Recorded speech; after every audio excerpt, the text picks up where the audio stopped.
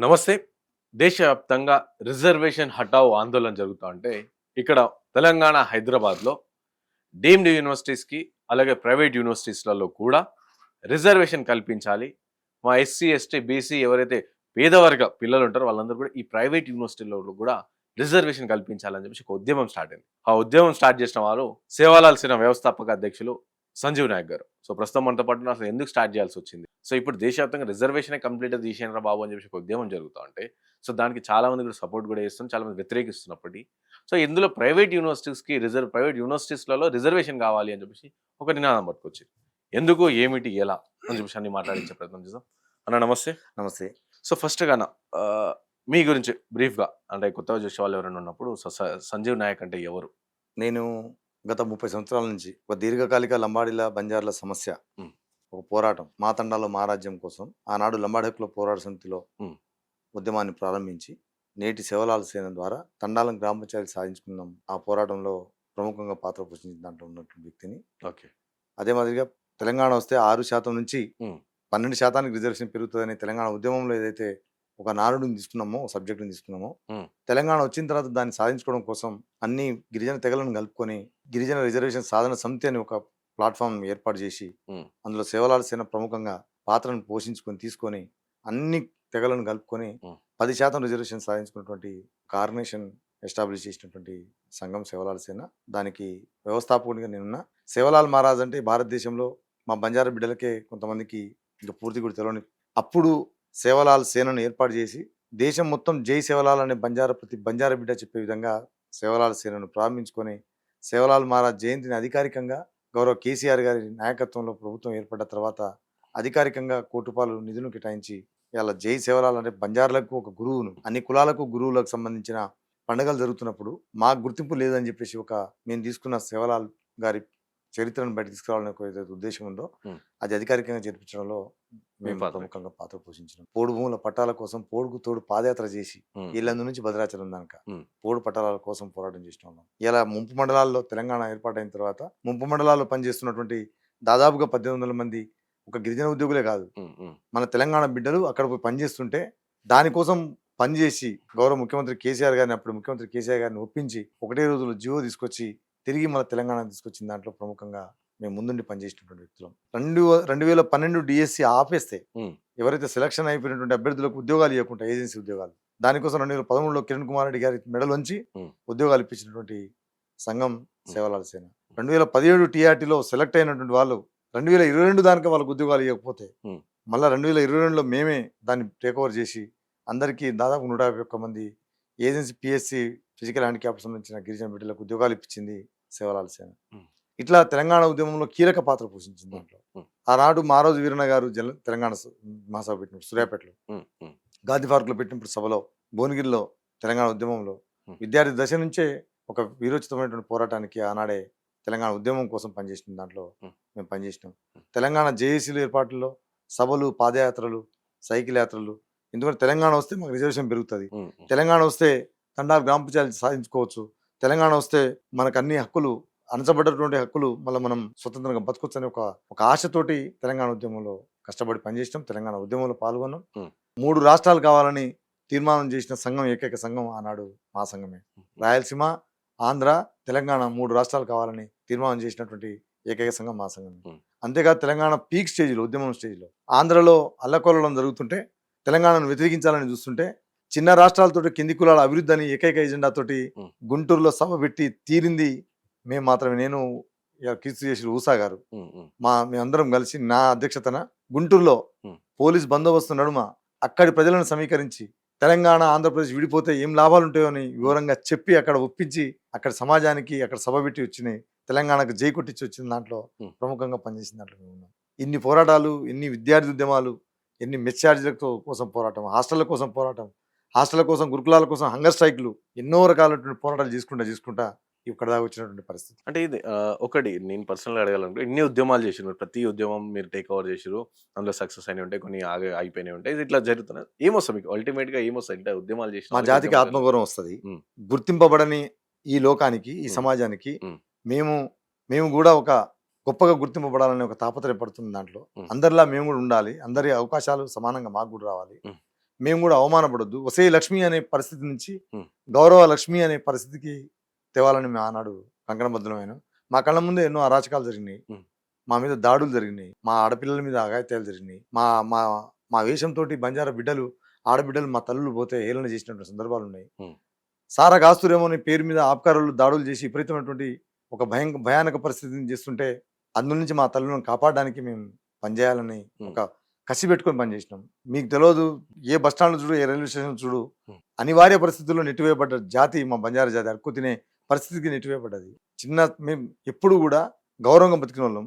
ఎందుకు మమ్మల్ని ఆ వైపు నెట్టివేయబడ్డది అనేది మా సంస్కృతి సాంప్రదాయం, మా వివాహ వేడుకలు కానీ, మా పద్ధతులు కానీ, మా భాష, వేషం, ఆహారం, ఆర్యం ఇవన్నీ మళ్ళీ తిరిగి తీసుకురావాలనే ఉద్దేశంతో ఈ జాతికి ఏదైనా కొంత చేస్తే వచ్చే జన మా తాతలు ముత్తాతలు చాలా గొప్పగా ఇచ్చిపోయారు. మధ్యన ఈ విష సంస్కృతి, ఈ విషపాలన మమ్మల్ని ఎంత చిందరోదనం చేసి, ఆర్థికంగా మమ్మల్ని చిత్తాబద్ధకం చేసి, మేము ఏ బంజారీస్లో ఉండాల్సిన వాళ్ళం మమ్మల్ని అందరినీ తరిమేసి, ఎక్కడెక్కడ చిత్రబద్ధం చేసి, ఏ ప్రాజెక్టు గిట్ట మా తండాలు లేపేసి, ఏ రోడ్లు వేసినా మా తండాలు లేపేసి, వాళ్ళకి ఏం లేదు, మీకు ఇక్కడ దిక్కు దినం లేదు, వెళ్ళిపోరని ఎలగొట్టిన సందర్భాలు మా అమాయకులం. ఇంకొక పరిస్థితి నుంచి మళ్ళీ మేము మా జాతిని తిరిగి రాజులాగా చూడాలనే ఉద్దేశంతో ఈ జాతి సంఘాలు చేస్తున్నాం. తృప్తిగా ఆ రోజు చూసిన దానికి ఆ తృప్తి ఉండాలనేది మేము కోరుకుంటున్నాం. సో నాన్న, ఇప్పుడు ప్రెసెంట్ సిచ్యువేషన్ అమాయకుల నుంచి మాయకుల వరకు పెరిగిరు అని చెప్పి నథింగ్. ఇంకా లేరా? ఇంకా నిశ్చేత గురైతురా? ఒక్కటి గుర్తుపెట్టుకోండి, ఈ భారతదేశంలో మీరు అన్నది కరెక్ట్. ఒక బంజార్లే కాదు, ఎట్లుందంటే ఎస్సీ ఎస్టీ బీసీ అగ్రకులం, అంతే కదా. ఎస్సీ ఎస్టీ బీసీ అగ్రకులం పేరు మీద అగ్రకుల ఆధిపత్యం ఉంది. ఎస్సీ ఎస్టీ బీసీల పేరు మీద బీసీల ఆధిపత్యం ఉంటుంది. ఎస్సీ ఎస్టీల పేరు మీద ఎస్సీల ఆధిపత్యం ఉంటుంది. ఎస్టీల పేరు మీద సహజంగానే మేము ఇంకా కింద పడి ఉన్నాం కాబట్టి ఆ ఎస్టీ తెగల్లో కూడా లంబాడీలో కొంచెం ఆధిపత్యం ఉంటుంది సహజం. ఎస్టీలలో కూడా లంబాడీ ఆధిపత్యం మేము ఒప్పుకుంటున్నాం దాన్ని. కానీ ఈ ఇచ్చిన వ్యవస్థలో అంటే ఆదివాసీల మీద గిరిజనుల ఆధిపత్యం ఉంది అంట. నాట్ ఓన్లీ ఆదివాసీలు, అట్లా కూడా మా మీద కూడా ఆదివాసీల పెత్తనం ఉంది. ఇప్పుడు మొత్తం 7 ఎమ్మెల్యేలు వాళ్ళే కదా, 12 మందిలా మా వాళ్ళు 5 కదా. పెత్తనం ఎవరు ఉన్నట్టు, మంత్రి ఎవరు ఉన్నారు, వాళ్ళ పెత్తనం ఉంది. నేను ఆ విషయంలో మాట్లాడేది జనాభా ఎస్సీ ఎస్టీ కన్నా కొంచెం బీసీ చూస్తారు. ఎస్టీ తెగలలో మేము ఎక్కువ కనబడతాం, జనాభా ఎక్కువ మాది. అవును అవును. మేము 7% మేము ఉంటాం మొత్తం 10% లో, వాళ్ళు మొత్తం 3% ఉంటారు. సో సహజంగానే మేము కనబడతాం అట్లా. సో రిజర్వేషన్ కూడా ఎక్కువ మీకు వస్తుంది, సహజంగా వస్తుంది ఆబ్వియస్లీ. కానీ మీరు రిజర్వేషన్ ఎక్కువ తీసుకోండి, మీరు రిజర్వేషన్ కంటే మాకు రావాల్సిన రిజర్వేషన్ కంటే తక్కువ మేము ఇస్తున్నాం. మాకు ఉండాల్సిన భూముల కంటే మేము తక్కువనే ఉన్నాం. మేము మా జనాభా రేషియోలో మాకు ఉండాల్సిన భూముల కంటే తక్కువనే ఉన్నాం మేము. అంటే మేము ఏం కోరుకుంటున్నాం అనేది మీకు తెలవాలి. ఇప్పటికి మేము ఎన్నడూ కూడా ఎవరి మీద ఆధిపత్యం చేయడానికి ఉంది. మీరు ఇంకా గత చరిత్ర చూసుకుంటే నిజాం కాలంలో గళ్ళు ఉన్నాయి, మీకు ఐడియా ఉంది కదా. ఏ గడి చరిత్ర చూడు, గొప్పగా ఏదైనా ఉందా? ఒక బహుజనుల చరిత్ర గడి ఉంటుంది, తర్వాత బంజార్ల గడి ఒకటి ఉంది. బంజార్లు కూడా దొరలో చేసిర్రు, ఒక ప్రాంతాన్ని చేసిర్రు, అది మదనపల్లిలో, ములుగు జిల్లా మదనపల్లిలో. అక్కడ పర్తి గారు, పోరిక పర్తి గారు, పోరిక లక్ష్మణ్ గారు, పోరిక ఊదా గారు, పోరిక హనుమానాయక్ గారు, ఈ 4 అన్నదమ్ములు ఆ గడిని పరిపాలించారు. ఎట పరిపాలించారు తెలుసా? గడి అంటే ఒక దాసికి కేంద్రంగా, గడి అంటే అణచివేత కేంద్రంగా, బానిస కేంద్రంగా, అహంకారానికి కేంద్రంగా గడిలు పనిచేసినాయి. కానీ ఆ బంజారా గడి పనిచేసిన గడి ఏంటంటే అందరినీ సమానత్వానికి, ఎక్కడ బానిసత్వానికి తావు లేకుండా గొప్ప పరిపాలన చేసిన గడి ఆ మదనపల్లి గడి, బంజార్ల గడి. ఆ గడి గడి మాకున్నటువంటి గడి, ఆ గడి పాఠశాలకు ఇచ్చారు మా వాళ్ళు. ఇప్పుడు ప్రభుత్వ పాఠశాల ఉంది అక్కడ. అంటే అంత గొప్ప చరిత్ర, గొప్ప పరిపాలన, అంటే అందరినీ సమానత్వంగా చూడాలనే ఒక గొప్ప తాపత్రయం ఉన్నటువంటి పరిస్థితుల్లో ఎంత గొప్పగా అందరినీ తీసుకురావాలి, అందరినీ అన్ని విషయాల మీద ఎట్లా అవగాహన కల్పించాలని ఒక, అంటే అడ్మినిస్ట్రేషను పార్షియాలిటీ లేకుండా ఇంత గొప్పగా చేసిర్రో మదనపల్లి గడి. ఆ నిజాం కాలంలో ఉన్నటువంటి పరిస్థితి, నిజాంకి వ్యతిరేకంగా పోరాటం చేసిన తెలంగాణ రైతాంగ సాయుధ పోరాటంలో మా ఠాను నాయక్ గారు అమరుడైనాడు. పోరాటం చేసిన దాంట్లో ఉన్నాం, పరిపాలించిన దాంట్లో ఉన్నాం. పోరాటంలో వీరోచిత పోరాటం చేసినాం, పరిపాలన చేసినాం, గొప్పగానే చేసినాం. ఏ పని చేసినా నిజాయితీగా హానెస్ట్గా చేసినాం, అంతే తప్ప ఎవరిని మోసం చేయాలనో ఎవరిని మాయా చేయాలనో మాకు ఆ ఉద్దేశం లేదు. అదేమైనా ఉంటే దయచేసి భ్రమలు తొలగించుకోవాల్సిందిగా విజ్ఞప్తి చేస్తాం. సో మీరు రిజర్వేషన్ కోసం ఒక పోరాటం చేసినామని చెప్పారు. సో కేవలం గిరిజన రిజర్వేషన్ కోసం చేశారు, అండ్ ఆదివాసుల గురించి, అంటే షెడ్యూల్డ్ ట్రైబ్స్, అంటే కంప్లీట్ ట్రైబ్స్ అంతే కదా. ఆదివాసులు గిరిజన మేము ఎంతో మంది మాకంత వాటాని కొట్టినాం. అంటే అందులో 33 తెగల గిరిజన తెగలకు సంబంధించిన పోరాటం. అందులో ఆదివాసీ సంఘాలు కూడా మాతో పాటు పనిచేసిన. నేను జిఆర్ఎస్ స్థాపించినప్పుడు ఆదివాసీ సంఘం ఉంది, తుడుం దెబ్బ ఉంది, విద్యార్థి సంఘం ఉంది, అన్ని ఉంది. రిజర్వేషన్ పెంచడానికి ఎవరికి వస్తుందో తెలియదు కదా. టాలెంట్ ఉన్నోనికి వస్తుంది, చదువుకున్నోనికి వస్తుంది సహజంగానే. సో రిజర్వేషన్ అయితే పెరగాలి కదా ఫస్ట్. అయితే దాని మీద కూడా కేసులు వేసి హైకోర్టులో అది పెద్ద కథ, అదొక పెద్ద మీకు తెలుసు అది. నేను దాని మీద కూడా పోరాటం చేస్తున్నా. ఆ 10% రిజర్వేషన్ కాపాడుకోవడం కోసం హైకోర్టులో ఇప్పటికీ నేను పోరాటం చేస్తున్నాను. అంటే అదొక భాగం. ఉమ్. కానీ ఈ రిజర్వేషన్ పెంచడం అనేది ఇది అన్ని గిరిజన తెగలకు కదా ఉపయోగం. దానికోసం మేము పోరాడాం, ఒక లంబాడీల కోసం కానే కాదు. సో ఇప్పుడు ప్రెసెంట్ మీరు మళ్ళీ ఇంకో కొత్త ఉద్యమం స్టార్ట్ చేశారు, డీమ్డ్ యూనివర్సిటీస్ అలాగే ప్రైవేట్ యూనివర్సిటీలు రిజర్వేషన్ కోసం. ఎస్ సో ఎందుకని ఈ ఉద్యమం తీసుకోవాల్సిన అవసరం ఏంటి? ఎందుకంటే ప్రైవేట్ గవర్నమెంట్ కాలేజ్లో గవర్నమెంట్ స్కూల్స్లో కావచ్చు ఆల్రెడీ రిజర్వేషన్ ఇస్తున్నాం కదా అని చెప్పేసి కూడా చెప్పే వాళ్ళు ఉంటారు. సో అందులో ప్రైవేట్ లో నీకు ఇష్టం ఉంటే చదువు, పైసలు కట్టి చదువు, లేకుంటే లేదు అని చెప్పేసి చెప్పే సందర్భంలో సో అక్కడ కూడా రిజర్వేషన్ కావాలని చెప్పేసి ఆలోచన ఎందుకు వచ్చింది? ఎందుకు ఆ పోరాటం చేస్తారు? నేనేమంటున్నా అంటే అసలు మేము ప్రైవేట్ యూనివర్సిటీలో ఉమ్. రిజర్వేషన్ ఇవ్వమని అడిగే అవసరాన్ని, ఆ పరిస్థితిని కల్పిస్తున్నదే ఈ యూనివర్సిటీలు, ఈ పర్మిషన్ ఇస్తున్న ప్రభుత్వాలు. ఉమ్. ఎందుకు చెప్తున్నా అంటే నాణ్యమైన విద్య, సమాన హక్కులు, Oh. సమాన అవకాశాలు, ఆర్టికల్ 15 క్లాస్ 4, ఆర్టికల్ 15 క్లాస్ 5లో ఉన్న మాదిరిగా వెనకబడిన వర్గాలకు ఉన్నత విద్యలో ఎస్సీలు, ఎస్టీలు, బీసీలు, Hmm. ఈడబ్ల్యూఎస్లు వీళ్ళందరికీ రిజర్వేషన్ ఇవ్వాలని చాలా స్పష్టంగా Hmm. భారత రాజ్యాంగం కేంద్ర ప్రభుత్వాలకు, రాష్ట్ర ప్రభుత్వాలకు అధికారం ఇచ్చింది, రాజ్యాంగం ఇచ్చింది. Hmm. వీళ్ళ సొంతంగా రాసుకోవడం లేదు. ఎవ్వరు పని చేసినా రాజ్యాంగంలో బడే పని చేయాలి, లో బడే పని చేయాలి. ఇది మ్యాండేటరీ. Hmm. ఇక ఉంది కదా అని ఇష్టానుసారం చేసుకున్న పోతే ఎవడుకుంటాడు? ఏం చేసినాం? ఉస్మాన్ యూనివర్సిటీని ఏం డెవలప్ చేసింది మీరు? ఒక యూనివర్సిటీ పెడితే సరిపోద్దా? జేఎన్టీ ఏం రకమైనటువంటి డెవలప్మెంట్ చేసింది మీరు? ఇవి నీరు గారిపోతున్నాయి కదా నువ్వు ప్రైవేట్ యూనివర్సిటీకి వెళ్ళి చూసేది. ఇవి నీరు గార్చేది ఎవరు? ఎవరు ఆధీనంలో ఉన్నవి? మళ్ళీ ప్రభుత్వాలే కదా. ప్రభుత్వాలే కదా. ఈ ప్రభుత్వాలు కావాల్సిన ఇన్ఫ్రాస్ట్రక్చరు, కావాల్సిన రీసెర్చ్ సెంటర్, కావాల్సినటువంటి అన్ని ఎకనామిక్ సోర్సెస్ ఇవన్నీ ఇవ్వాలి కదా. ఫ్యాకల్టీస్, ఎంప్లాయ్మెంట్, స్టూడెంట్స్ సంబంధించిన అన్ని గ్రీవెన్సెస్ ఇవ్వాలి కదా. మరి ఇవ్వకుండా చేస్తున్నావు అంటే నీరు గారిపోవాలని. ఎందుకు నీరు గారిపోవాలని చూస్తున్నావు అంటే నువ్వు ప్రైవేట్ యూనివర్సిటీలను ప్రోత్సహిస్తానికి. అంటే మాకు విద్యను అందించే అవకాశాలు కల్పించే ప్రాంతాలను, వేదికలను ఖతం చేసి, నాశనం చేసి, నీ వర్గాలకు నువ్వు డబ్బులకు దాహసోపడేవో లేకపోతే నీ పెట్టుబడిదారులకు నువ్వు ప్రోత్సహిస్తానికో ప్రైవేట్ యూనివర్సిటీలను పెడుతున్నావు అంటే ఇక మేము ఎక్కడ పోయి చదువుకోవాలి? ఎక్కడ పోయి చదువుకోవాలి? ప్రభుత్వ పాఠశాలలో చదవాలి. నువ్వు ప్రభుత్వ పాఠశాలలో నిజంగా నాణ్యమైన విద్యను ఇస్తున్నావా? నాణ్యమైన ఆ వాతావరణం, అట్మాస్ఫియర్ ఇస్తున్నావా? అక్కడ స్కూల్ గ్రౌండ్స్ కానీ, స్కూల్ బిల్డింగ్స్ కానీ, అక్కడ లోపల ఇన్ఫ్రాస్ట్రక్చర్ కానీ, ఉపాధ్యాయులకు ఇవ్వాల్సినటువంటి శిక్షణలు కానీ, పిల్లలకు ఇవ్వాల్సినటువంటి అన్ని అన్ని పరికరాలు కానీ ఏమి ఇస్తున్నావు? ఎక్కడ ఇస్తున్నావు? చూపిస్తావా? అవి ఒక్కడైనా సరిగ్గా పనిచేస్తున్నాయా? యూనివర్సిటీలు ఎక్కడైనా పనిచేస్తున్నాయా? నువ్వు పెట్టిన డిగ్రీ కాలేజీలు ఎక్కడైనా సరిగ్గా పనిచేస్తున్నాయా? గురుకులాలు కేసీఆర్ గారు 500 గురుకులాలు పెడితే ఆ గురుకులాలను కూడా సరిగ్గా మెయింటైన్ చేసే పరిస్థితి లేకుండా పోయింది. అంటే ఆ గురుకులాల్లో కూడా ఎవరు చదువుతానికి పోవద్దిగా, జనరల్ హాస్టల్ కంటే హీనం కావాలి. ఒకప్పుడు జనరల్ హాస్టల్ ఉంటే చాలు, హాస్టల్ ఉంటే చాలు అనే పరిస్థితి నుంచి గురుకులాలు వచ్చినాయి. ఇప్పుడు హాస్టల్ నిర్వీర్యం అయిపోయినాయి. ఏదో ఉంటున్నా అంటే పందులు ఉంటారు కదా, పందులు ఒక దగ్గర అట్లా ఉంచాలి. వీళ్ళే యాస్ట్ వచ్చి వెళ్ళిపోవాలి. లేకపోతే ఆ వాతావరణం నుంచి మైండ్ పెరగకుండా మొత్తం గబ్బు వాతావరణంలో ఉంటే మనిషికి ఏం ఆలోచన వస్తాయి? గొప్ప ఆలోచన వస్తాయా? చెప్తారు కదా, ప్రభుత్వం చెప్తుంది కదా మేము బడ్జెట్ పెంచడం, దానికి సంబంధించి కాస్మెటిక్స్ చార్జెస్, పేపర్లో పెంచే బడ్జెట్, ఖర్చు పెట్టని బడ్జెట్ పెంచితే పెంచకపోతుంది. మరి ఎందుకు వస్తున్నాయి ప్రైవేట్ యూనివర్సిటీలు?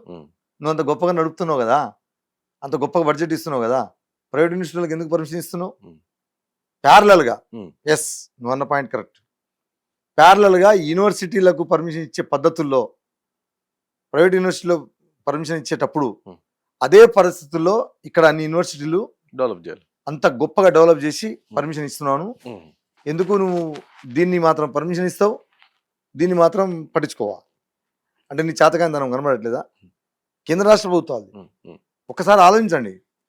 ఇటువైపు ప్రభుత్వ అవకాశాలు కల్పించే ప్రభుత్వ యూనివర్సిటీస్ కానీ, ప్రభుత్వ కాలేజెస్ కానీ లేనప్పుడు ప్రజలు ఏం చూస్తారు?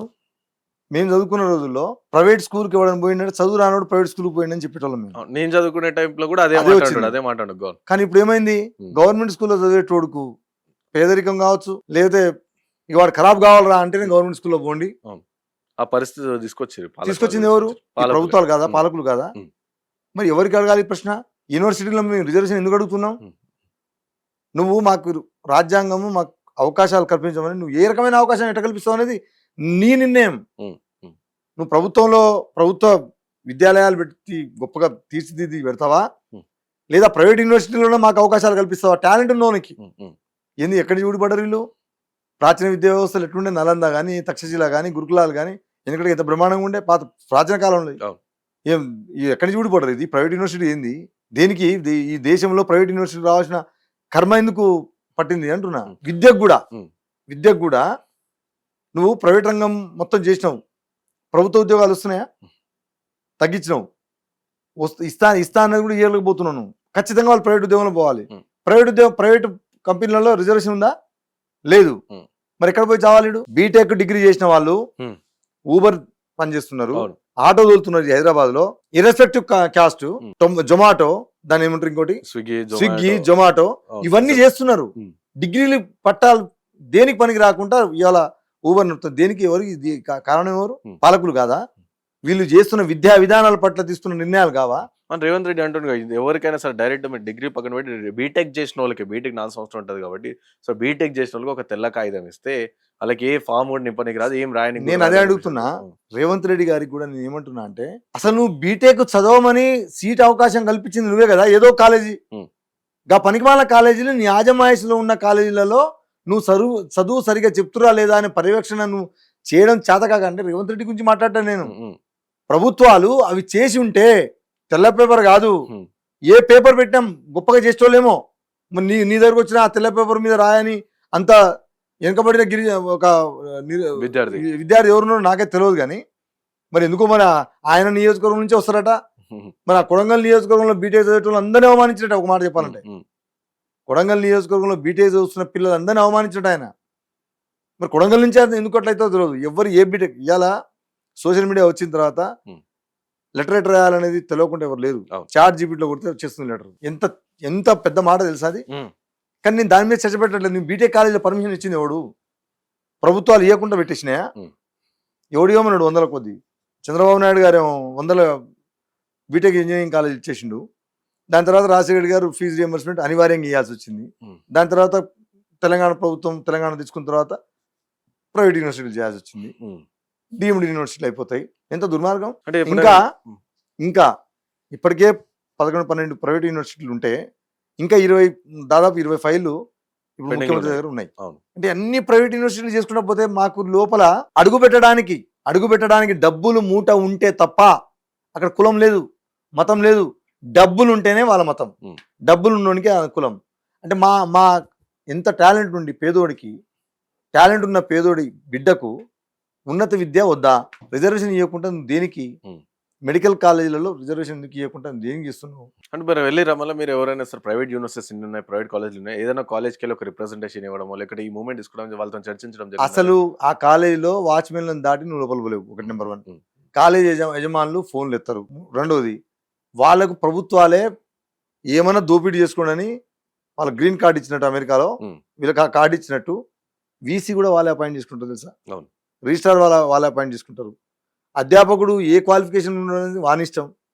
క్వశ్చన్ పేపర్ వాడే తయారు చేసుకుంటాడు, ఆన్సరు దిద్దేది వాడే, మార్కులు వేసేది వాడే. అసలు ఏం లేకున్నా నువ్వు డబ్బులు ఇస్తే డిగ్రీ పట్టా ఇచ్చేది, డాక్టరేట్ పట్టా ఇచ్చేది కూడా వాడే. ఏంది అసలు దీన్ని? ప్రభుత్వ ఆజమాయిషి లేకుండా, ప్రభుత్వం తరపున కౌన్సిలింగ్ లేకుండా, అందులో ఎస్సీలకు, ఎస్టీలకు, బీసీలకు, ఈడబ్ల్యూఎస్లకు రిజర్వేషన్ కల్పించిన తర్వాత కూడా ఆ అవకాశాల లోపల కల్పించకుండా దేనికన్నట్టు ఏంది ఇది? ఇక్కడ ఏ నుంచి పడ్డది కొడుకులు? దేనికి వచ్చింది ఇది? దోపిడీ చేయడానికి కాదా?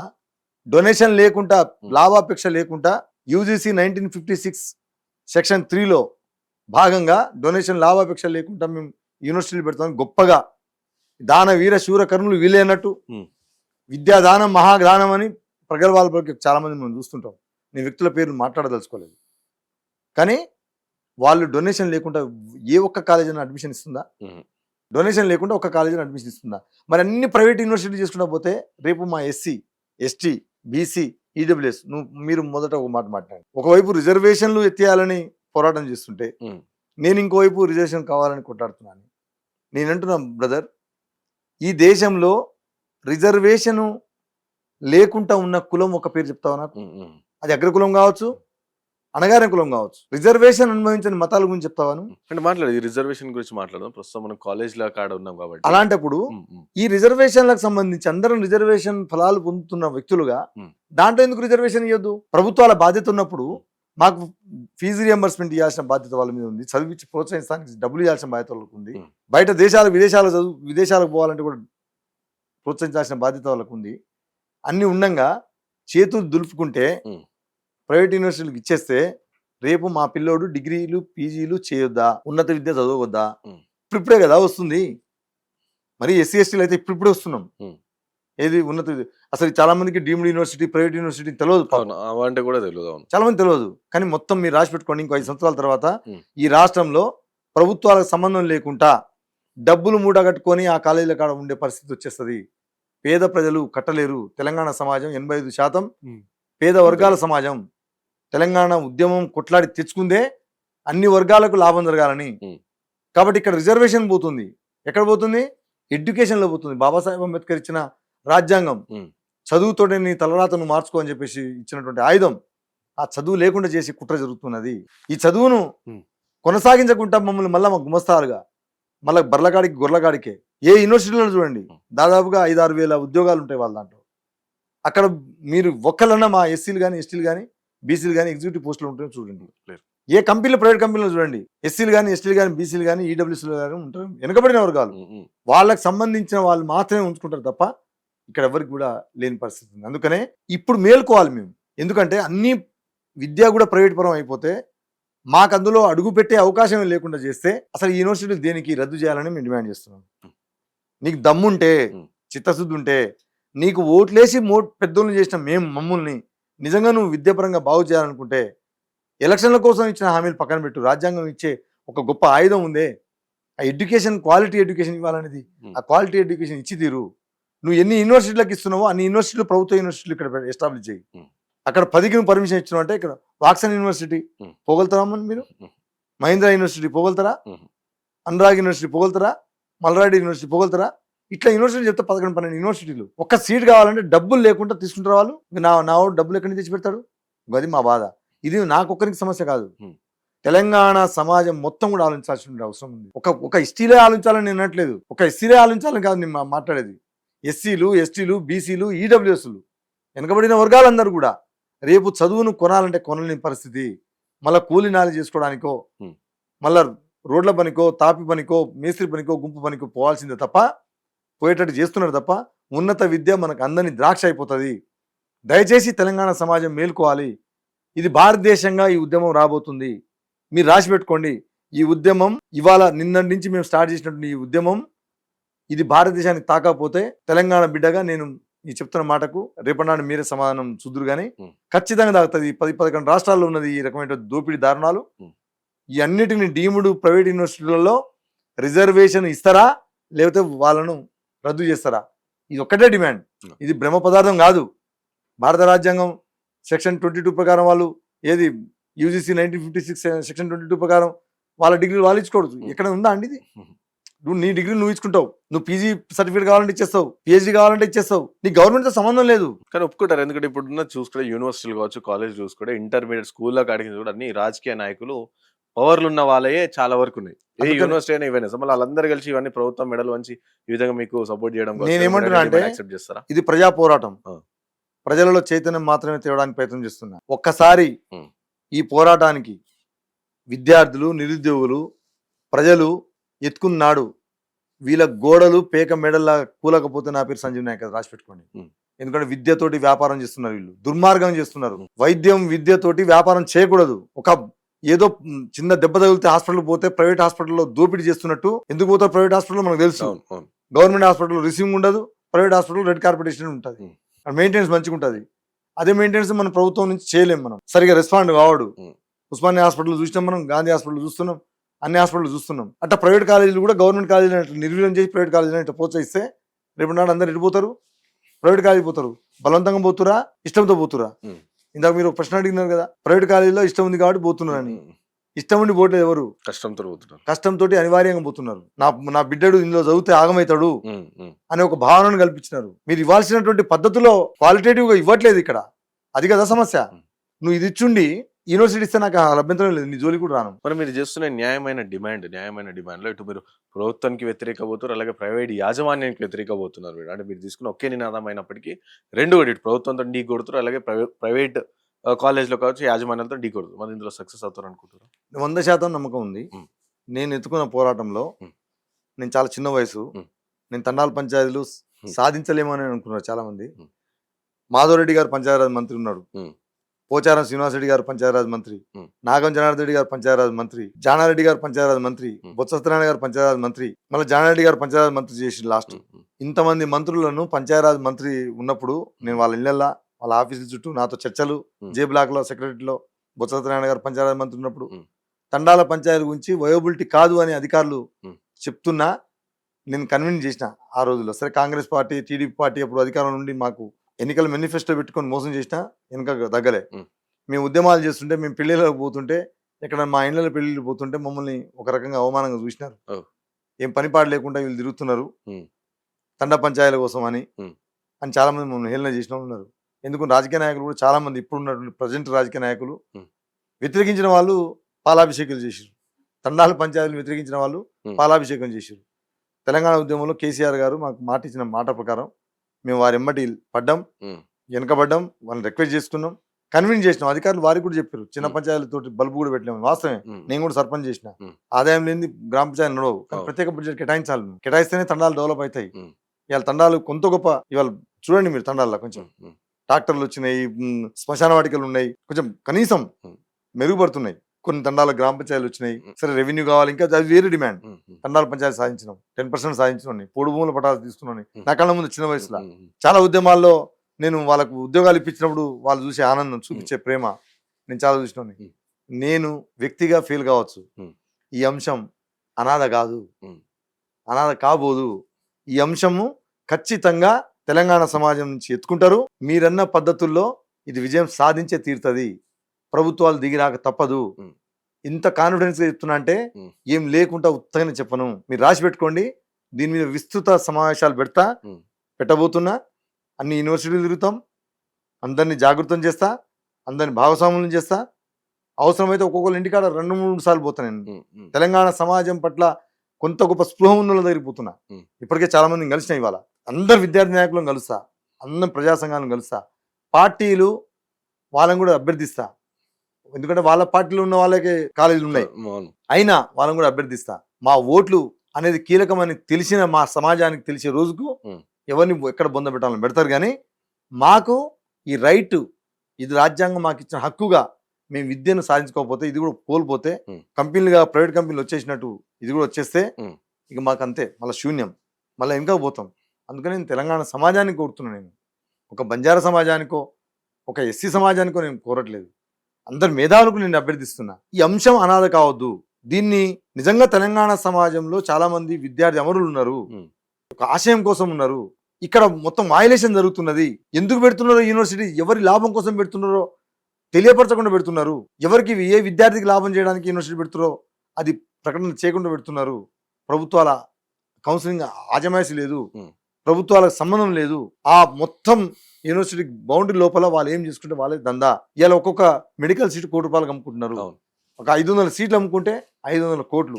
ఇలాంటి పరిస్థితుల్లో ఈ సమాజంలో పేద వర్గాలను కాపాడుకునే బాధ్యత ప్రతి పౌరుడిగా మన మీద ఉన్నది. ఇది మనకు కాదులే, నేను డబ్బున్న గురించి మాట్లాడేది, అయినా వాళ్ళకు కూడా రిక్వెస్ట్ చేస్తున్నా. మీతో సమానంగా మేము పోటీ పడడానికి, ఏది డబ్బుతో సమానంగా పోటీ పడడానికి పేద వర్గాలు లేరు. మధ్యతరగతి పేద వర్గాల పిల్లలు టాలెంట్ తోటే ముందుకు రావాలి. వాళ్ళకి సరైన ప్రోత్సాహం ఇవ్వాలి. ఆ ప్రోత్సాహం ఇవ్వాలంటే కనీసం మీ పిల్లవాడు డబ్బులు పెట్టి చదివినా, అందరు మొద్దుల మధ్యలో అందరు మొద్దులు డబ్బులు పెట్టి డొనేషన్ కట్టి పంపుతావు క్లాస్ రూమ్లో, అందరు మొద్దులు చదువుకున్నవాడు తెలుగువాడు ఉండాలిగా. ఆ టాలెంట్ ఉన్న పిల్లలు మా మధ్యతరగతి పేద పిల్లల నుంచి ఉంటారు. వాళ్ళని కూడా దాంట్లో 50% మీరు రిజర్వేషన్ అవకాశం కల్పించే బాధ్యతను మీరు తీసుకోండి. అంటే మీరు ఓన్లీ సీట్ల పరంగానే రిజర్వేషన్ అడుగుతున్నారా, లేకుంటే ఫీజు కన్సెషన్, ఫీజు ఉంటుంది కాబట్టి ఫీజు నేను అడుగుతున్న పాయింట్లో ఒకటి ఫస్ట్ ప్రభుత్వము ఆ యూనివర్సిటీలలో వీసీ కానించి అధ్యాపకులు దానిక వాళ్ళ క్వాలిఫికేషన్ కరెక్ట్ ఉందా లేదా చెక్ చేయాలి. యూజీసీ కానీ కేంద్రం కానీ రాష్ట్రం కానీ. రెండోది ఫీజు నియంత్రణ తీసుకురావాలి. మూడోది పరీక్షా పత్రాలు వాళ్ళే తయారు చేసుకుని వాళ్ళే దిద్దే చర్యను బంద్ చేసి ప్రభుత్వం కంట్రోల్ తీసుకురావాలి. నాలుగోది మాకు అందులో రిజర్వేషన్లు టాలెంట్ తోటి రిజర్వేషన్లు ఇచ్చి, టాలెంట్ ఉన్న వాళ్ళకి రిజర్వేషన్ ఇచ్చి ప్రభుత్వం నుంచి ఫీజు రియంబర్స్మెంట్ ఇచ్చి మమ్మల్ని ప్రోత్సహించాలి. అలాంటి యూనివర్సిటీలో కూడా మేము, నువ్వు విదేశాలకు ఇస్తానికి, విదేశాలు చదువుకోవడానికి 20 లక్షలు ఇస్తున్నావు కదా, అది సరే, 4-5 సంవత్సరాల తర్వాత నేను ఇస్తున్నావు కదా. విదేశాల్లో పోయి చదువుకునే యూనివర్సిటీలో చదువుకోవడానికి ఇస్తున్నప్పుడు ఎస్సీ ఎస్టీ పిల్లలకు ఎస్సీ ఎస్టీ బీసీ మైనారిటీ పిల్లలకు. ఉమ్. మరి మన దగ్గర ఉన్న యూనివర్సిటీ పిల్లలు చదువుకోవడానికి ఎస్సీ ఎస్టీలకు ఎందుకు ఇవ్వవు? అంటే బీసీలకు వాళ్ళకి ఎందుకు ఇవ్వవు? రియంబర్స్ మీరు అన్నట్టు వాళ్ళకి రియంబర్స్మెంట్ ఉంది. ఇక్కడ ఏ ప్రైవేట్ వెళ్ళినా సరే వాళ్ళకి రియంబర్స్మెంట్ వస్తుంది కదా. ఎందుకు వస్తుంది? ఉమ్. ఎక్కడ రియంబర్స్మెంట్ వస్తుంది? ఉమ్. ప్రైవేట్ యూనివర్సిటీ రియంబర్స్మెంట్ వస్తుంది అనుకుంటున్నావా? ఉమ్. ₹1 ఛాయ్ కూడా రాదు. ఇవ్వట్లేదా ప్రభుత్వం చెప్తుంది నేను అదే అంటున్నా కదా. ఆ. మీకు మీకు పాయింట్ అసలు ఇది చాలా మందికి అర్థం కాని సబ్జెక్ట్ ఏంటంటే ఉమ్. అసలు ఆ యూనివర్సిటీలో నువ్వు ఏ క్యాస్ట్ అని చూడట్లేదు వాళ్ళు. ఉమ్. నువ్వు క్యాస్ట్ సర్టిఫికేట్ అడగరు, నీకు అంటే డీమ్డ్ యూనివర్సిటీస్ వీటిలో అసలు క్యాస్ట్ అడగరు. ఆ. క్యాస్ట్ ఎందుకు అడుగుతారు? ప్రభుత్వం నుంచి ఏదైనా స్కాలర్షిప్ వస్తుందేమో అని క్యాస్ట్ అడుగుతారు, అంతే కదా. అవును. నువ్వు యూనివర్సిటీలో పోయి ఎవరైనా జాయిన్ చేస్తాను పో, ఉమ్. క్యాస్ట్ అడగరు. డబ్బు ముట్ట తెచ్చినావా ఉమ్. అడ్మిషన్ గంతే. నువ్వు ఇక నీకు గవర్నమెంట్ ఎక్కడ ఫీజు రియంబర్స్మెంట్ భలేగా నువ్వు. మరి ఈ ఫీజు రింబర్స్మెంట్ దేనికి ఇస్తుంది ప్రభుత్వం? ఏ కాలేజ్ ఎలాంటి కాలేజీలకు ఇస్తుంది? అదే ఇప్పుడు తుప్పు పట్టిపోవాలి. ఇప్పుడు వాళ్ళకు కూడా సంవత్సరం ఇయ్యరు. ఉమ్. ఉమ్. ఒక 3-4 సంవత్సరాలు ఆపిస్తారు. బెస్ట్ లెవెల్ స్కీమ్ అని ఉంటుంది. ఉమ్. ఉమ్. అది పిల్లలకు 10th వరకు చదివిస్తానికి ప్రైవేట్ స్కూళ్ళలో కొన్ని సెలక్షన్ చేసిన గొప్ప స్కూళ్ళను ఆ. ప్రాంతాల వారికి సెలెక్ట్ చేసి ఇస్తారు. ఉమ్.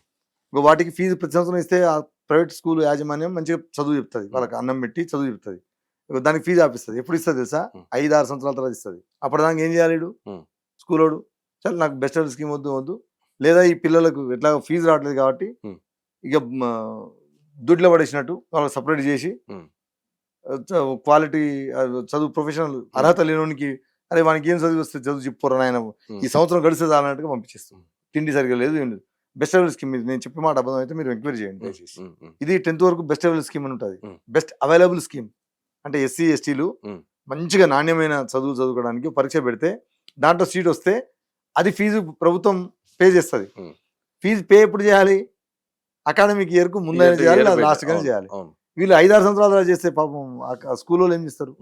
ఇక కాలేజీలలో ఏం సకదనం? వీళ్ళు ఇస్తున్న డబ్బులు అంతంత మాత్రమే.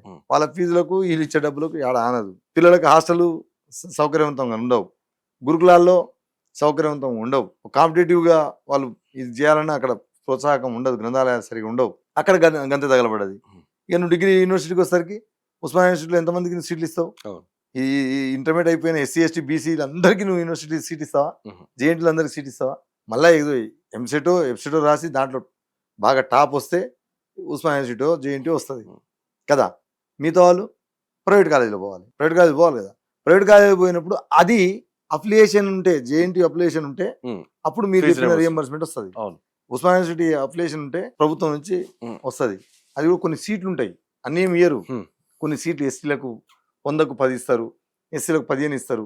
అట్లా కేటాయించబడ్డ సీట్లు ఇస్తారు. కొంత మేనేజ్మెంట్ కూడా ఇస్తారు బయట అమ్ముకోవడానికి.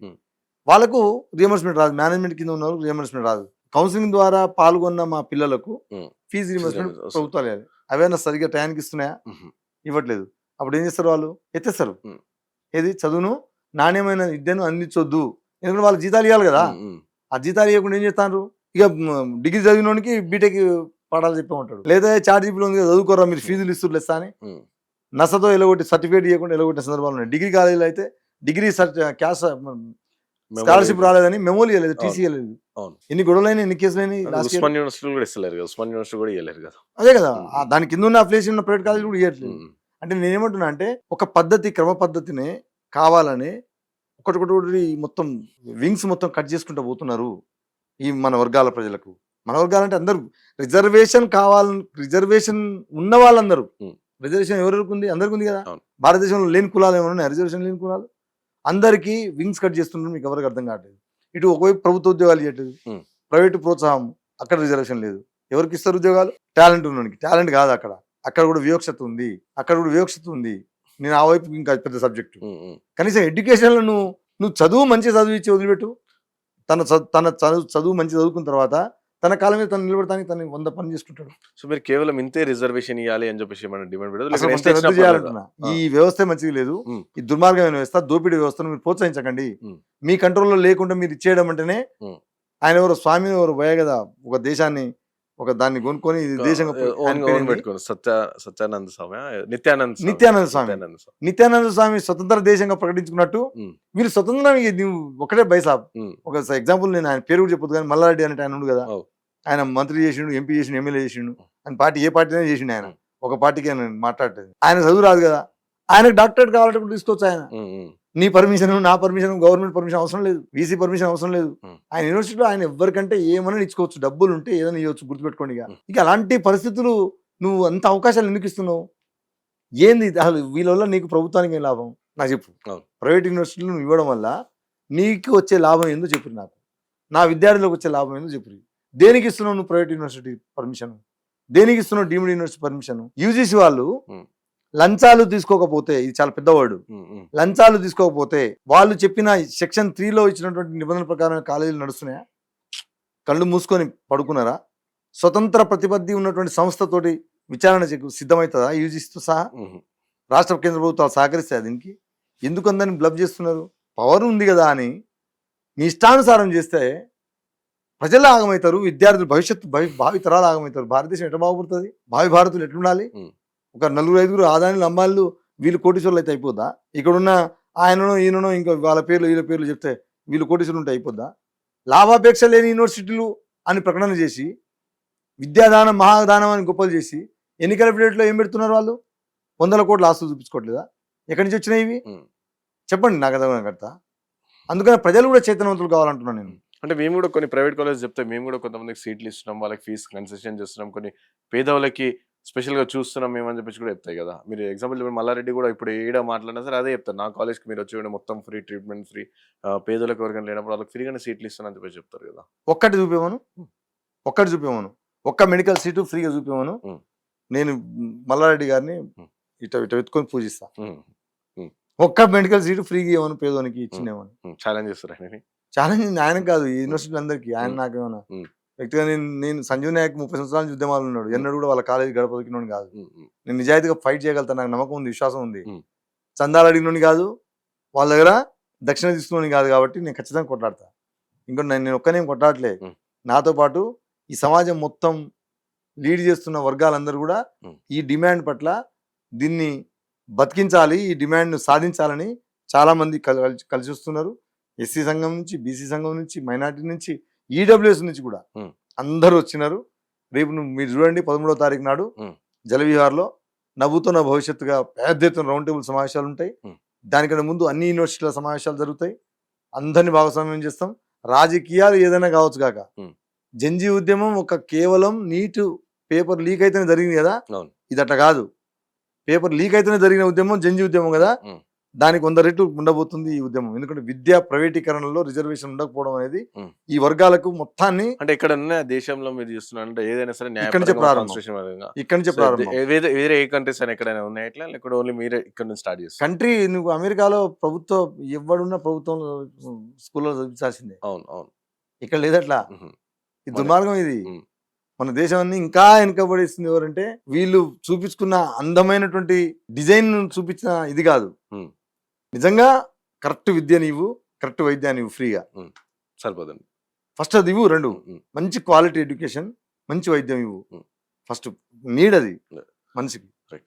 తాను చదువుకోవచ్చు, తాను బతుకోవచ్చు, అంతే తప్ప అందరినీ బ్లబ్ చేయడానికి నేను రాజకీయ పార్టీలను కూడా రిక్వెస్ట్ చేస్తున్నా. మీరు వాళ్ళకు టికెట్ ఇస్తుండొచ్చు, వాళ్ళకి ఊరి ఇవ్వకపోయి మీ ఇష్టం అది. కానీ ఇంత దుర్మార్గం చేస్తున్న కాడ మీరు కూడా మాట్లాడకపోతే, నేను ఇంకో ఎగ్జాంపుల్ కూడా చెప్తాను చివరిగా ఒక మాట. యూనివర్సిటీ పర్మిషన్ ఇచ్చేటోళ్ళు ఇప్పుడు తాత్కాలికంగా వీళ్ళకి ఆనందం అనిపించవచ్చు, కానీ వీళ్ళు ప్రభుత్వం దిగంగానే ఒక శ్రీనిధి కాలేజీలో ఒక సీటు, లేదా ఎస్ఆర్ కాలేజీలో ఒక సీటు వీళ్ళు అడిగితే ఇస్తారని అడుగురు. ఛాలెంజ్ చేస్తాను, 3 నెలలకు రాస్తా. ఇవ్వరు. ఎందుకంటే వీళ్ళు చెప్తే డొనేషన్ తీసుకోదు. వీళ్ళ ఏజెంట్ ఉంటారు, ఎవ్వరికి తెలియని ఏజెంట్ ఉంటారు. వాళ్ళు ఎగ్జామ్ కానించి ఎగ్జామ్లు గమ్మత్తు ఏంటంటే నీట్తో సంబంధం ఉండదు, వాళ్ళకు జేఈతో సంబంధం లేదు, అడ్వాన్స్తో సంబంధం లేదు. వాళ్ళ కాలేజీ పెట్టే ఎగ్జామ్ ఉంటుంది ఒకటి. ఆ ఎగ్జామ్ ఆ ఏజెంట్లతోటి ముందు స్టూడెంట్స్ పేరెంట్స్ దగ్గర ఇన్వాల్వ్ చేయి, వాళ్ళతోటి అప్లికేషన్ తీసుకొని ప్రాసెస్ చేస్తారు. ఇది అక్కడ డొనేషన్ తీసుకుంటారు వాళ్ళు. అంటే నీకు లీగల్గా ఎక్కడ దొరకరు, అంత జాగ్రత్తగా దోపిడీని చేస్తున్నారు. కాబట్టి దీన్ని కనిపెట్టి కట్టడి చేయకపోతే భవిష్యత్తులో ఇది జంజీ తరహా ఉద్యమం కంటే ఎక్కువ అవుతుంది. గుర్తుపెట్టుకోండి, ఇది ప్రభుత్వాలకు కూడా మంచిది కాదు. దీని మీద ఒక చట్టం తేవాలి. ఇప్పుడున్నటువంటి వ్యవస్థను కొంత గొప్ప కంట్రోల్ చేసుకోవడానికి చట్టం తేవాలని మాత్రం ప్రభుత్వాలని విజ్ఞప్తి చేస్తున్నా. వాళ్ళకి అవకాశం కూడా ఇస్తున్నాం. రేపటి నాడు ఏం జరిగినా, ఏ యూనివర్సిటీ కూలినా ఆశ్చర్యపోనక్కర్లేదు, ఏ యూనివర్సిటీ మీద ఏ రకమైన దాడులు జరిగినా ఆశ్చర్యం పోనక్కర్లేదు. అంటే ఆ దిశగా ప్లాన్స్ నేను ప్లాన్ చేయాల్సిన అవసరం లేదు. ఒక్కసారి ఆ ప్రజల్లో ఈ చైతన్యం వచ్చిన తర్వాత ప్రభుత్వాలు చేసే అవకాశం ఉండి చేయకపోతే ఖచ్చితంగా వాళ్ళ కంట్రోల్లో తెచ్చుకుంటుంది. అప్పుడు ప్రభుత్వాలు గిలగిల కొట్టుకోవాలి, కిందికి దిగి రావాలి. నేను చెప్తున్నా, రాసి పెట్టుకోండి. మా పిల్లలందరూ ఈ సమాజం ఈ పేద వర్గాలు మధ్యతరగతి వర్గాల పిల్లలందరూ రోడ్ల మీదకి వచ్చినాడు ఎవరిని ఆపలేడు. రాసి పెట్టుకోండి. ఈ ఉద్యమం అంత గొప్పది, అంత పెద్దది. కట్టడి చేస్తే ఇప్పుడే చట్టం చేసి అసెంబ్లీలో కట్టడి చేయండి. మీరా పేద మధ్యతరగతి ప్రజల, పేద వర్గాల మీరా, ప్రభుత్వమా, కార్పొరేట్ ప్రోత్సాహం చేస్తున్నట్టు మీరా, వాళ్ళ, మేమా అనేది ప్రజలు తెలుసుకుంటారు, విద్యార్థులు తెలుసుకుంటారు, అందరిని తెలుసుకుంటారు. దాంట్లో ఏం అనుమానం లేదు. ఎంత దూరం పోతుంది, దీనికంటే ఎక్కువ పోయేది లేదు. విద్యను సాధించుకోవడంలో, గొప్ప విద్యను తీసుకురావడంలో తప్పేం లేదు. లేదా ఎన్ని యూనివర్సిటీలకు ఇచ్చారో అన్ని యూనివర్సిటీలు గొప్ప యూనివర్సిటీలు, ప్రభుత్వ యూనివర్సిటీలు పెట్టు. అంతకు మించి ఒక్కటి కూడా మీరు అడుగు వేస్తే ఊకునే ప్రసక్తే లేదు. రాసి పెట్టుకోండి. ఇది తెలంగాణ నుంచి ప్రారంభమైనటువంటి ఉద్యమము. దేశవ్యాప్తంగా కూడా దీన్ని మేము ఎస్టాబ్లిష్ చేస్తాం. ఎక్కడ కూడా ఈ డీమ్డ్ ప్రైవేట్ యూనివర్సిటీలను అడ్డగోలుగా దోపిడికి వాళ్ళకు రహదారి ఇచ్చినట్టుగా ఇస్తే, ఇది పేద ప్రజల సొమ్మిది, భారతదేశం మాది. ఈ దేశాన్ని మేము ఎట్లా కాపాడుకోవాలో మాకు తెలుసు. సో మీరు ఈ ఉద్యమం చేస్తున్నారా? మళ్ళీ అట్ ద సేమ్ టైం ఇప్పుడు దేశవ్యాప్తంగా ఒక చర్చ జరుగుతుంది, అంటే రిజర్వేషన్ హటావ్ ఆందోళన అని చెప్పేసి స్టార్ట్ అయ్యింది. సో దానిపైన మీ అభిప్రాయం ఏంటి? అంటే మీరు కూడా ఏకీభవిస్తారు రిజర్వేషన్ తీసేయాలి అని చెప్పేసి వచ్చేవాళ్ళు? అసలు తీసేయాలని చెప్పేటోళ్ళు ఎవరు? రిజర్వేషన్ రానోళ్ళు. రిజర్వేషన్ రాని కులాలు ఎవరు చెప్పండి? వాళ్ళని అడుగుతున్నా నేను. రిజర్వేషన్ లేని కులాలు ఏమైనా ఉన్నాయా ఈ దేశంలో? నీకు తెలిసి ఉన్నాయా? పోనీ నాకైతే తెలిసి. మరి రిజర్వేషన్ అందరికీ ఉన్నప్పుడు ఎవరు రిజర్వేషన్ తీసేయాలనుకుంటారు? అంటే కంప్లీట్ ఇది రిజర్వేషన్ అనేది తీసేసి మెరిట్ బేస్లో, ఎందుకంటే రిజర్వ్ ఒక్కొక్కరికి 20% ఉంది, ఒకరికి 17% ఉంది, ఒక 5% ఇట్లా ఉంది కాబట్టి సో కంప్లీట్గా ఇదంతా అబాలిష్ చేసి మెరిట్ బేస్డ్ టాలెంట్ ఉండడానికి అంటే ఒక పోటీ పెడదాం. ఇప్పుడు మేము అడవి నుంచి పట్టణానికి రావడానికి మాకు 30-35 సంవత్సరాలు పట్టింది. ఇది చిన్న పట్టణం చూడడానికి. పట్టణం నుంచి జిల్లా హెడ్ క్వార్టర్ పోవడానికి ఇంకో 10 సంవత్సరాలు పట్టింది. అంటే 40 సంవత్సరాలు అయిపోయింది. ఆ చిన్న పట్టణం నుంచి హైదరాబాద్ లాంటి ప్రాంతం రావడానికి 50 సంవత్సరాలు పట్టింది. కానీ కొందరు రాకెట్లలో కూడా ప్రయాణం చేస్తారు. మేము ఇంకా ఎర్ర బస్సు, తెల్ల బస్సు, పచ్చ బస్సు ఇవే ఎక్కుతున్నాం. ఇప్పుడే ఇక్కడ నుంచి ఢిల్లీ ఎప్పుడైనా పోవాలంటే రైలు ఎక్కుతున్నాం. ఇంకా అంటే ఎప్పుడైనా కావాలంటే విమానం అట్లా ఒకసారి ఎక్కుతున్నాం. వీళ్ళు అమెరికా విదేశాలు మొత్తం తిరిగి వచ్చారు. వాళ్ళకు మాకు సమానంగా చూస్తే కరెక్టేనా? ఇది సమానంగా చూడవచ్చా? రాకెట్లో తిరిగేటోళ్ళకు, సొంత విమానాలు పట్టుకొని తిరిగేటోళ్ళకు, సొంత హెలికాప్టర్లు పెట్టుకొని తిరిగేటోళ్ళకు మాకు సమానంగా చూడవచ్చా? మాకంటే ఎన్ని సంవత్సరాల అభివృద్ధిని అడ్వాన్స్గా ఉన్నారు వాళ్ళు, ఎంత డెవలప్ అయి ఉన్నారు? కాదు, కరెక్టే కదా? Equal should be treated equally అని అనుకుంటే అసలు వాళ్ళకు మాకు రేంజ్ ఏంది? బెంజ్ కార్లోనికి గంజి తినోనికి ఒకటే రేంజ్ అనుకొని ఉంటే అడిగేటోనికి బుద్ధి ఉండాలి కొంచెం. రిజర్వేషన్ అనేది హక్కు, అది ఎవడో ఇచ్చిన బిచ్చం కాదు. వెనుకబాటుతనానికి ఆర్థికంగా కావచ్చు, అసమానతలకు కావచ్చు, తను వెనుకబాటుతనాన్ని నుంచి అధిగమించాలని మాత్రమే పెట్టిన రిజర్వేషన్. అంటే ఇంకెక్కడ వెనుకబాటు ఇంకెక్కడ ఉంది? ఇప్పుడు ఇంత అడ్వాన్స్గా ఉన్నా, ఇంత అడ్వాన్స్ అయిన టెక్నాలజీ, ఇంకా రిజర్వేషన్ అడిగేటోళ్ళు నాకు తెలిసి ఎస్సీ ఎస్టీ బీసీలు అడగరు దేశంలో. ఇది క్లియర్. ఎవరు అడుగుతారు? అప్పర్ క్యాస్ట్లో వాళ్ళు అడుగుతారు. అప్పర్ క్యాస్ట్లో కూడా మన ఈడబ్ల్యూఎస్ 10% ఇచ్చారు కదా. మళ్ళీ 2%, 1% ఉన్న వాళ్ళు అంతే కదా. 10% ఇచ్చారు కదా. మరి ఇచ్చినప్పుడు మళ్ళా రిజర్వేషన్ తీసేయాలనే మాట ఎందుకు వస్తున్నారు? ఒక మాట చెప్పను నేను. మన కానిస్టేబుల్ ఉద్యోగంలో ఒక బీసీకి 94 మార్కులు వస్తే, ఈడబ్ల్యూఎస్ అభ్యర్థికి 89 మార్కులు వస్తే ఏదో ఉద్యోగం వచ్చింది. బీసీకి 94 మార్కులు వచ్చినా ఈడబ్ల్యూఎస్ ఆయనకు 89 మార్కులు వస్తే వచ్చింది. ఇక నీ బీసీ రిజర్వేషన్ ఆడిపోయింది. మరి 24% అని చెప్పేసి మా ఎస్టీ బిడ్డకు ఒక దాదాపుగా 92 మార్కులు మావానికి వస్తే 84 మార్కులు వచ్చినోడికి జాబ్ వచ్చింది ఈడబ్ల్యూఎస్లో. రిజర్వేషన్ ఎవరికి ఉపయోగపడుతుంది? ఎక్కువ అగ్రకులాల పేదలకు ఉపయోగపడుతుంది. చాలా మంది దొంగ సర్టిఫికేట్ తీసుకొస్తారు. వాళ్ళ గురించి నేను మాట్లాడను. ప్రభుత్వాలు మరి ఏం చేస్తే ఏందని వాళ్ళ ఇష్టం. కానీ నేను ఏమంటున్నా అంటే రిజర్వేషన్ లేని కులాలు ఈ దేశంలో లేనప్పుడు రిజర్వేషన్ తీసేయాలని చెప్పేటోళ్ళు ఎవరు అని నాకు ప్రశ్న కావాలి. ఇది రిజర్వేషన్ ఎత్తేయాలని చెప్పేటోళ్ళు ఎవరు? వాళ్ళు రిజర్వేషన్ అనుభవిస్తున్న కులాల్లో లేరా? బ్రాహ్మణ కులంలో లేరా? వాళ్ళు బ్రాహ్మణ కులం రిజర్వేషన్ అనుభవించట్లేదా? రెడ్డి కులం అనుభవించట్లేదా? కమ్మ కులం అనుభవించట్లేదా? మార్వాడి అనుభవించట్లేదా? పేద మార్వాడి ఎవడు మరి తీసేయాలని చెప్పేది? బెంజ్ కారు ఉన్నోడికి గంజి తాగడానికి ఒకటే పోలిక పెడితే ఎట్లా? అంటే కొంచెం అవగాహన లోపము. ఈ మాట మాట్లాడంగానే పెద్ద గొప్పగా ప్రశంసలు వస్తాయి అనుకుంటారు, కానీ అది మూర్ఖత్వం. అంటే అనుకుంటారు ఏదైనా సరే ఒక రాజకీయ పార్టీ వెనుకుండి నడిపిస్తుంది. ఆ వాదనలు కూడా నేను ఏమంటున్నా అంటే, ఈ పాయింట్ కన్నా ముందు వాళ్ళు ఎవరైతే రిజర్వేషన్ తీసేయాలనుకుంటున్నారో వాళ్ళ ఆస్తులు మొత్తం సమానంగా మాకు పంచమని చెప్పి, ఇంటికో ఉద్యోగం ఇవ్వని చెప్పి, వాళ్ళకి ఏమేమి బెనిఫిట్స్ ఉన్నాయో అన్ని సమానంగా మాకు పంచమని అంతే. ఇక రిజర్వేషన్ మాకెందుకే? నీ ఆస్తిలో నాకు వాటా ఇచ్చి అందరికీ, భారతదేశంలో ప్రతి పౌరుడికి ఈ దేశ సంపద మొత్తం సమానంగా పంచు. రిజర్వేషన్ వద్దు నాకు. పదవులు సమానంగా పంచు, రిజర్వేషన్ ఉంది. ఇప్పుడే కదా భయ్ ఇంటర్మీడియట్ పాస్ అయ్యి డిగ్రీలో పోతేనే ప్రైవేట్ యూనివర్సిటీ తెస్తేవి. ఉమ్, ఫస్ట్ జనరేషన్ ఎస్సీ ఎస్టీలు, అవును. ఇంకా బీసీలు కొంచెం పాపం ఇప్పుడే డిగ్రీలు అయిపోయి ఇప్పుడే పాపం బీసీలు తరగా ఎత్తురో లేదో ఉమ్. అంతనే దాంట్లో బీసీలో పద్మశాలి ఒకవైపు, ముదిరాజును ఒకవైపు గుంజ, ఉమ్. గౌడ్స్ను ఒకవైపు గుంజ, యాదవ్ను ఒకవైపు గుంజ, వీళ్ళు కలవకుండా చేస్తారు చేయట్లే కుట్ర. అవును. ఇప్పుడే కదా ఎక్కడ వచ్చింది మాకు రిజర్వేషన్ అసలు? ఉమ్, రాష్ట్ర ముఖ్యమంత్రి పదవికి ఏమైనా రిజర్వేషన్ ఇచ్చిరా? ఈ రాష్ట్రంలో మంత్రిమండలిలో రిజర్వేషన్ ఉండాలని ఏమైనా ఉందా నిబంధన? ఉమ్, ఇచ్చిరా రిజర్వేషన్? ఉమ్. దేశ ప్రధానమంత్రికి ఏమైనా రిజర్వేషన్ ఉందా? దేశ ప్రధాన మంత్రిమండలిలో ఏమైనా, కేంద్ర మంత్రిమండలిలో మాకు రిజర్వేషన్ ఉన్నాయా? ఉమ్, రాష్ట్రపతికి ఏమైనా, రాష్ట్రపతి పదవికి ఏమైనా రిజర్వేషన్ ఇచ్చిరా? నామినేటెడ్ పదవులు ఏమైనా ఇచ్చిరా? రాజ్యసభ సభ్యులు ఇచ్చిరా? ఎమ్మెల్సీలు ఇచ్చిరా? రిజర్వేషన్లను ఇచ్చే కాడ ఇచ్చి ఉమ్, బాగుపడలేదంటే చెప్పాలి. నువ్వు ఎవరికి ఉన్నాయి సెజ్జులు, ఎవరికి ఉన్నాయి కార్పొరేట్ సంస్థలు, ఉమ్, ఎవరికి ఉన్నాయి కార్పొరేట్ హాస్పిటళ్ళు, ఎవరికి ఉన్నాయి పెద్ద పెద్ద రియల్ ఎస్టేటు, ఎవరికి ఉన్నాయి? మా వర్గాలకు ఉన్నాయా? ఎవరికి పడితే వాళ్ళకు 100 ఎకరాలు కావాలంటే 100 ఎకరాలు ఉమ్, ప్రభుత్వం ఉన్నోనికి, ప్రభుత్వ ఆధీనంలోనికి వాని అనువాయులకు ఇవ్వట్లేదా? గోపన్పల్లి మొత్తం ఆ తండలో మా లమడోళ్ళ, మా బంజారా బిడ్డలకు ఎవరికైనా 1 ఎకరం భూమి ఉంచి రాడా? మొత్తం ఎత్తుకొని పోలే. బంజారా హిల్స్ ఎవరిది? మాది కాదా? మొత్తం మా చేతులు ఉందా? ఉమ్, మా ఆస్తే కదా అది. హైటెక్ సిటీ, మాదాపూరి మొత్తం మా ఆస్తే కదా. మాకు కాకుండా చేసి మీరు దోపిడీ చేసి ఇప్పుడు మాకు రిజర్వేషన్ తీసేయాలనే మాట మాట్లాడే మూర్ఖులకు అసలు వాడు ఏ కులం వాడు అని అడుగుతున్నాను నేను. వాడు చెప్పేటోడు రిజర్వేషన్ అనుభవించే కులాలు ఉన్నాడా, ఉమ్, లేదా ఎక్కడన్నా వేరే దేశం నుంచి వచ్చి అడుగుతున్నాడా? నాకు అర్థం కాగడతా. ఈ దేశంలో అయితే అందరికీ రిజర్వేషన్ ఉన్నాయి, వాస్తవం కదా? అవును. మా అందరికి రిజర్వేషన్ ఉన్నప్పుడు రిజర్వేషన్ తీసేయాలని చెప్పేటోడు అంటున్నా. అయితే రిజర్వేషన్ తీసేద్దాం, ఉమ్, మీ వాటాలు మొత్తం కూడా సమానంగా ఉంచండి. ఇక్కడ కాదు, దేశ విదేశాల్లో ఉన్న ఆస్తులు కూడా మాకు పంచాలి. మా మా మా కష్టార్జితం, మా శ్రమ దోపిడీ మీరు చేసుకొని ఉమ్, కోటాను కోట్లు. ఇవాళ ఇంటెలిజెన్స్ వచ్చింది, సీసీ కెమెరాలు వచ్చినాయి, ఈ రూల్స్ వచ్చినాయి, పేపర్ వచ్చింది, కట్టడి చేస్తున్నారు. ఉమ్. కానీ ఏం లేనప్పుడు మీరు మా దోపిడీ చేసుకొని పోయిన సందర్భాలు, అవన్నీ ఆస్తులు మీరు ఎక్కడ మొత్తం తీసుకొచ్చి భారతదేశ సమాజాన్ని మొత్తం పంచండి.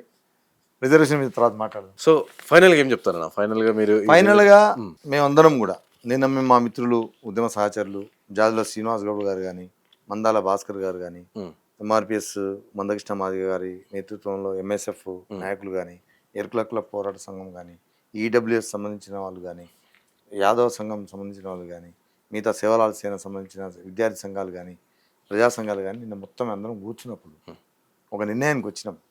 దీని మీద విస్తృతంగా చర్చించుకోవాలి, అందరినీ భాగస్వామ్యం చేయాలి. తెలంగాణ కోసం మేధావులుగా ఉన్న ఈ తెలంగాణ సమాజం నుంచి, విద్యార్థి సంఘాల నుంచి, ప్రజా సంఘాల నుంచి, ఈ మీడియా రంగం నుంచి అందరినీ పిలిచి ఈ అంశాన్ని జెన్యున్గా, ధర్మంగా, భవిష్యత్తు మా పిల్లలకు జరుగుతున్న నష్టాన్ని ఎట్లా నివారించాలనే దాని మీద చర్చ పెట్టాలని 13వ తారీఖు నాడు చెప్తున్నాం. దానికంటే ముందు అన్ని యూనివర్సిటీలు తిరుగుతా, అందరినీ సమాయత్తం చేస్తాం. అందరిలో కాలేజీ యాజమాన్యాలతో కూడా మాట్లాడతా. ఎందుకంటే చాలామంది గొప్ప కాలేజీల పేర్ల మీద గొప్పలు అయిపోయారు. పాపం చాలామంది కాలేజీలు పెట్టి ఆగమై రోడ్డు మీద ఉన్నారు. దివాళా తీసిన ఈ ఫీజు రియంబర్స్మెంట్ ఇయ్యక, స్కాలర్షిప్ టైంకి ఇయ్యక, పర్మిషన్ ఇస్తేవి, పిల్లల్ని జాయిన్ కమ్మంటివి, ఫీజులు ఇయ్యక పాపం కాలేజీ ఆత్మహత్యలు చేసుకున్న సందర్భాలు ఉన్నాయి చాలామంది. నాకు తెలిసిన నా మిత్రుడు ఒక ఆయన ఆత్మహత్య చేసుకుని కోదాడ కాలేజీ ఆయన. సో నేను ఏమంటున్నా అంటే, ఇది అందరినీ కలుస్తాం. మెడికల్ కాలేజీలు తిరుగుతాం, ప్రైవేట్ మెడికల్ కాలేజీ తిరుగుతాం, మెడికల్ చదువుతున్నాం విద్యార్థులతో మాట్లాడతాం, ప్రొఫెసర్తో మాట్లాడతాం, అందరినీ భాగస్వామ్యం చేస్తాం. ఇది బరాబరి, ఖచ్చితంగా దీని మీద పెద్ద ఉద్యమాన్ని తీసుకుంటాం. కానీ దయచేసి నేను తెలంగాణ సమాజాన్ని కోరుతున్నా, సంజీవ్ నాయక్ని పట్టించుకోకండి. ఇంకో ఈ మాటలు మాట్లాడుతాం, మమ్మల్ని ఎవరిని పట్టించుకోవాల్సిన అవసరం లేదు. ఈ డిమాండ్ మాత్రం దయచేసి అనాథ కానివద్దు, మాత్రం చేతులెత్తి దండం పెడుతున్నా. ఎందుకంటే అనాథ కావద్దు అనేది మాత్రం నేను కోరుకుంటున్నాను. భవిష్యత్తు మన పిల్లలు మొత్తం మీరు ఇంత కష్టపడి చదివించిన, ఇంటర్మీడియట్ నారాయణ శ్రీ చైతన్య చదివించాలంటే సంవత్సరానికి 2 లక్షల రూపాయలు. అవును. ఇక యూనివర్సిటీలో చదివించాలంటే మీరు ఇక అప్పు చేసినా సప్పు చేసినా మీకు దిక్కు దినం లేదు. ఇక చదివిన చదువులకు ఉద్యోగాలు రాక మళ్ళీ ఆగమవుతారని మళ్ళీ ఇదే ముఖ్యమంత్రి గారే డైరెక్ట్గా చెప్తున్నారు, ప్రభుత్వాలు కూడా చెప్తున్నాయి. కాబట్టి ఇన్ని కోట్లు పెట్టి పాపం ఆగం గారు. వాళ్ళకి వచ్చిన విద్య వ్యవసాయం ఇప్పుడే చెప్పేయండి. ప్రభుత్వాలకు నేను విజ్ఞప్తి చేస్తున్నా, చెప్తే ఇప్పుడే చెప్పేయండి. వద్దు, మీరు భవిష్యత్తు చదువుకోకండి, మీకు మేము అన్ని అవకాశాలు కల్పించలేము, మీరు మీ తల్లిదండ్రులతో పాటు కూలికి పోతారా పోండి, ఇప్పుడే బర్లగాడికి పోతారా పోండి, గొర్రెలగాడికి పోతారా పోండి, లేదా వ్యవసాయం చేసుకోవడానికి కూలి నాలికి పోతారా పోండి అని ఇప్పుడే చెప్పేయండి. పాపం వాళ్ళకు ఎందుకంటే కనీసం పని నేర్పుకుంటారు కదా. ఏదో తెల్ల బట్టలు వేసుకొని మంచిగా రంగురంగుల బట్టలు వేసుకొని పిల్లలు చదువుకుంటున్నాం అనే పేరు మీద బురదల దిగి పని చేయాలంటే చేయలేరు రేపన్నాడు. వాళ్ళకి ఇప్పుడే చెప్పండి, చిన్నతనంలో చెప్పండి, వచ్చే జనరేషన్ను ఖతం చేసేయండి. మీరు చంపనవసరం లేదు, రిజర్వేషన్ చదివే ఇవ్వం రావు నాయన, ఉమ్, మీ జావు మీరు జావు అని ఇప్పుడు చెప్పండి దయచేసి. ఉమ్. కానీ మాతో చెలగాటం ఆడొద్దు, ఆటలు ఆడొద్దు, ఉమ్. పేద వర్గాలతోటి మధ్యతరగతి కుటుంబాలతో మీరు ఆటలు ఆడొద్దని మాత్రం విజ్ఞప్తి చేస్తున్నాను. మీ ఛానల్ ద్వారా అందరికి కూడా ఉమ్. దయచేసి గమనించాల్సింది విజ్ఞప్తి చేస్తున్నాను. థ్యాంక్ యూ అన్న, thank you so much. Thank you అన్న. మీకు కూడా ఈ అంశాన్ని సీరియస్గా తీసుకోవాల్సిందిగా మీకు కూడా ప్రత్యేకమైనటువంటి కృతజ్ఞతలు, అభినందనలు కూడా తెలియజేస్తాను. థ్యాంక్ యూ అన్న, తప్పకుండా. రైట్, సో చూసారు కదా, ఇది ఇవాళ స్పెషల్ ఇంటర్వ్యూ. చూస్తూనే ఉండండి TS3 న్యూస్.